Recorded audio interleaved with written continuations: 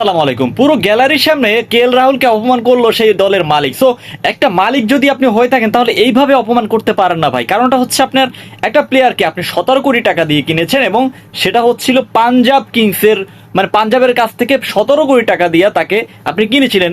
That's mean তিনি একটা important player. So আপনার কাছে অনেক গুরুত্বপূর্ণ একটা প্লেয়ার এবং অনেক ভালোবাসার একটা প্লেয়ার। সো এত ভালোবাসার একটা প্লেয়ারকে আপনি এইভাবে লাঞ্ছিত করবেন একটা পুরো গ্যালারির সামনে, এটা মেনে নেওয়া যায় না। সো কথা হচ্ছে ভাই, পারফরমেন্স খারাপ, আপস অ্যান্ড ডাউন সবসময় থাকবে, কিন্তু সেটা হবে ড্রেসিং রুমের মধ্যে এবং ড্রেসিং রুমের মধ্যে প্ল্যানিং অনুযায়ী আপনার নেক্সট পদক্ষেপ নেওয়া হবে। কিন্তু কি করছেন কেএল রাহুলের মতো একটা প্লেয়ার, যে যিনি কিনা ভারতের দলের নিয়মিত একটা প্লেয়ার, তিনি বর্তমানে বিশ্বকাপ থেকে বাদ পড়েছেন। মানে মন খারাপের দিক থেকে যদি বলেন তাহলে কেএল রাহুলের মতো মন খারাপ আর কারো নেই। এই আইপিএলে প্রায় 400+ রান করে ফেলেছেন ইতিমধ্যে, কিন্তু তার টিম রেজাল্টটা হয়তো বা ভালো আসে নাই, কিন্তু তিনি তো আর খারাপ খেলে নাই। সো অ্যাজ এ ক্যাপ্টেন হিসেবে তিনি হয়তো বা খারাপ করেছেন তার ক্যাপ্টেন্সি, কিন্তু ক্যাপ্টেন্সিটা মেন ইস্যু না। মেন ইস্যুটা হচ্ছে আপনার টিম গেম। আপনার টিম গেমই তো ঠিক নেই। তো টিম গেমকে আপনি করেন।